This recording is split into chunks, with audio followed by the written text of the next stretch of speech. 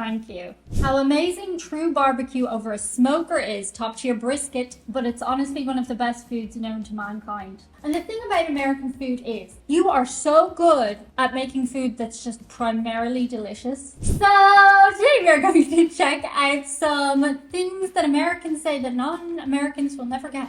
I'm going to tell you if I get them or not. Diane? Diane, are you in there? Oh, sorry, I just thought judging from the audio she might be inside this tin of beans. It's actually a can of tomato soup. You may have detected some audio issues on this and some upcoming videos and some past videos. You may have detected them if you're an audiophile. Sounds creepy. Let's go! Well, nerds, just pretend you're in the room with Diane like an actual human being and there's a slight echo. Can you remember how to do that? If you've never seen me before in your life, I'm Diane. I'm an Irish girl from Ireland. And I like going to America and checking out your stuff and things. I feel like through osmosis and having effectively studied your culture in a lot of ways, I think I've learned a lot about America. So I'll be very surprised if there's stuff I don't get. However, now and again you guys do reference stuff and I'm like, I have no idea what you're talking about. Engage with me in the comments in the First Hour Club every time. Okay, the top post is, if you or a loved one has been diagnosed with mesothelioma, you may be entitled to compensation. Also some other thing about a knee brace. Okay, I'm getting it's a drug ad reference or like a lawyer ad reference. Two things that we don't really have in Europe are ads for, well, in some parts of Europe they do have lawyer ads. What's mesothelioma? Mesothelioma. I'm getting mesothelioma, a type of cancer. Oh, asbestos is the trigger. I never knew it had a name before. Like, I mean, I assumed it would have a name, I just didn't know what the name was. But was that really a thing that, like, ads targeted? I guess that's, like, the thing you guys told me about before, the, what do you call it? Ambulance chaser lawyers? Also, I saw them on Better Call Saul. It's all good, man. Root beer. Almost every foreigner will say it tastes just like toothpaste. Okay, it did taste like toothpaste to me the first time I had it. But now, I actually quite like root beer, and I had it exclusively in Japan because they didn't have Diet Coke. And they didn't have Diet anything. The game were those fireworks or gunshots? Somebody says in Texas it's usually both. Where I'm at, recently there has been a little bit of gunfire. So, it's not a good thing. It's my money and I need it now. That sounds oddly specific. Is that like an internet meme? Because I definitely don't get that one. I'm surprised I don't get so many of them. Saying to thank you. This is an interesting one because I do think that's rude. And I think a lot of Americans agree that's rude. Like, if somebody says thank you, you say you're welcome, usually. And I think that's a stereotype, potentially. Let me know below in comments. But when I see people go, thank you, that is rude, right?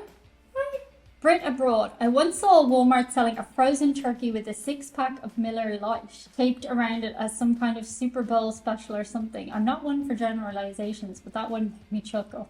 I mean, turkey, good when you do it right. Beer, good. The sheer vast size and lack of trains. I had a friend from England get all excited about coming to visit America because he thought he would be able to tour around and visit all of his American online friends. I felt so bad telling him that driving from California to Georgia isn't exactly a day trip. Well, yeah, that is a big first thing you learn the first time you go to America is just how big it is. I mean, we always come back to it, but it is always just surprising as a European. But yeah, I remember one time me and Lenny were on, I think there's the Pacific Coast Highway trip, and we got stuck at a train crossing and we were literally sitting there for about 15-20 minutes while the train kept going. Like, that is an incredibly long train.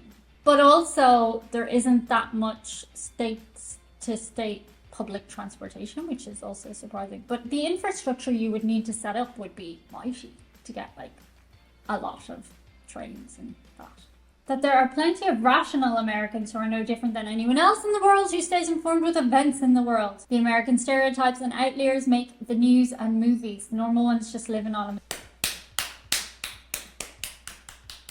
That was awkward. It is the loud majority. This is like the biggest thing that I agree about America that people get wrong. We hear from the weirdos. We hear from the extremists, like the extreme right, the extreme left. Most people have nuanced opinions and takes. They agree with a little bit of this, they agree with a little bit of that, or they think their party is mostly right but not entirely right. Most people aren't insane people, period. But, of course, algorithms and things bring us to people who have extreme views. Most Americans I talk to are rational, sane people. Except for you. Apparently peanut butter and jelly sandwiches. It blows my coworkers' minds why anyone would eat that. Meanwhile, they're eating butter and jelly sandwiches. Like, that's not weird. Okay, I always have to do the substitution. You guys don't mean jelly, you mean jam. Having had peanut butter and jam sandwiches, they are very yummy. They taste kidsy. Butter and jam. I can't say I'd be one to mix my butter and my jam myself. I wouldn't mix the two. I'm not a big jam fan myself. How amazing true barbecue over a smoker is, top tier brisket, but it's honestly one of the best foods known to mankind. I will say I am partial to my own father's barbecue. Of course, I'm biased. This is fillet steak with traditional barbecue sauce, honey sauce, and some of the steaks have whiskey sauce on them. But having had barbecue in Texas, it was scrumdiddlyumptious. And the thing about American food is, I always say this, you are so good at making food that's just primarily delicious. Like, you don't give a about the health ramifications. And sometimes that's the food I want to eat. I want to eat food that is bad for me that tastes amazing. And with barbecue, you guys will do stuff like marinate it like for a week. You will leave it soaking in juices. You will like fry it on a bonfire of sacrificed lambs in lard. Weird stuff, but it tastes great. American barbecue is just next level. That there are some really top-notch beers in America. They just aren't at 7-Eleven. I mean, yeah, there's, what's it called? Craft beer, right? Craft beer. But I would have always said, like, there's good beer in America, for sure. I like beer. I can't have a lot of beer, not because of the alcohol, but it really fills you up a lot. The intricacies of Protestantism in the southeastern US. So many subsets. True. And not even over important doctrinal things. We're talking split churches over the colour of the carpet or the accepted role of the youth pastor. Not to mention the sway it has over public policy. One of those topics that I could rant on for hours. Evidently, poster. I will say there are like so many subsects of religions over there that it can be a little bit like, what? Like mostly in Europe, we just have the big main religions. Catholicism, Protestantism, Muslim, Jewish. Oh, my friend Julia grew up Lutheran. That was a little unusual, but maybe not in Finland where she's from. My gran aunt was a Mormon, so that's a thing. But mainly it is the big names we have here. I've probably forgotten a really important one. But yeah, you guys have like a lot of like subsects of the religions, which is very interesting. I do think Americans like to belong to a group. Like you guys are very tribal. That is a distinctly American thing, and I think partially because there are so many of you in one place, feeling a sense of specific belonging is probably important. But let me know below in comments what you think of that. Also, if you want to find out a little bit more about me, do check out patreon.com/Diane, where you will get extra videos and other stuff and things all the time. Some of these answers are getting quite long. Our country rose to power in a shockingly small amount of time and was built by certain people who also rose from nothing to everything. People like Carnegie and Rockefeller. Fun fact, I dated a Rockefeller. Well, I went on one date. He was crazy.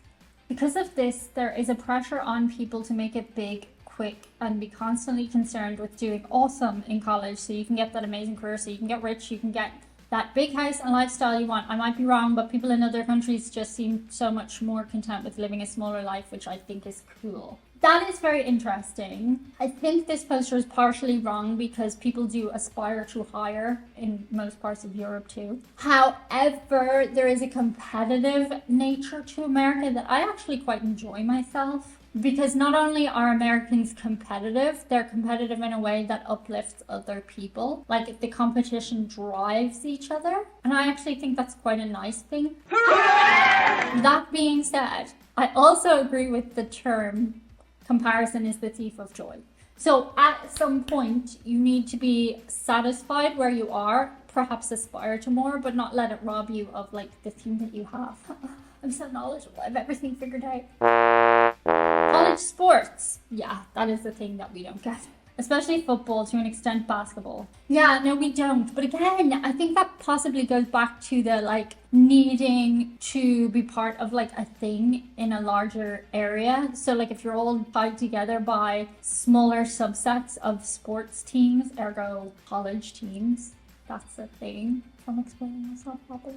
The reason that a lot of Americans do not have a passport or speak a foreign language is that we barely have enough time to explore our own country. What you'll call in Europe traveling to another country is what we call commuting to work. That is a big thing that I feel like I understand now a lot more than I did before I started being so into America. Into America, is that what we would call it?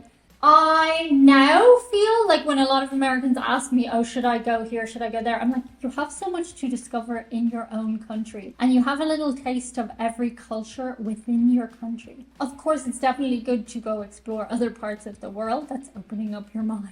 But like, you don't have to leave your country to find two totally different climates. You can go somewhere really cold and you can go somewhere really hot within the same place. And that is just not the case in most parts of Europe. Any parts of Europe. Well, in Ireland, you can get really cold and really hot in the same day, so. Top of the morning to ya. Let's do one more. Muscle cars. What the hell is a muscle car? It's just a big car. Going fast in a straight line developed because of the size of the country and lots of straight lines everywhere. Why is my car cammed and goes wum wum wum wum wum wum wum? Because I want it to. Yeah, there's a lot of cars. In America, I'm like, that would not work in Ireland.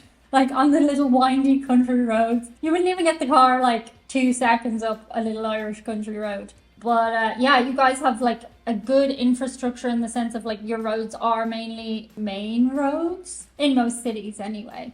And even your countryside places have wide roads. But yeah, you're not getting those cars anywhere. Anyway, let me know below in comments what you think is something I won't get. I'm really curious to hear. Shout out to a couple of patrons. Our first shout out today comes from Craig Babbitt, and it goes out to Riley and Brinley for making their high school cheerleading teams. Riley will be a senior on the varsity team and Brinley will be a freshman on the junior varsity team. It doesn't get more America than that. Well done girls, and thank you so much Craig. Our second shout out today comes from Ricky Carey and it goes to his mother, Claudia. Ricky says she's a college graduate, has worked as a waitress at Harrigan's Irish Bar and Grill Pub for 18 years and has taught most of the grade levels in K6 elementary school. He says a lot of kids that have grown up and parents like to say hello to her at the grocery store and thank her for being their elementary teacher. Ricky says thanks mom for being a good mother, daughter, sister, aunt, friend and neighbor. Thank you so much Ricky. Thank you so much guys. That's it for today. See you on the other side. Bye.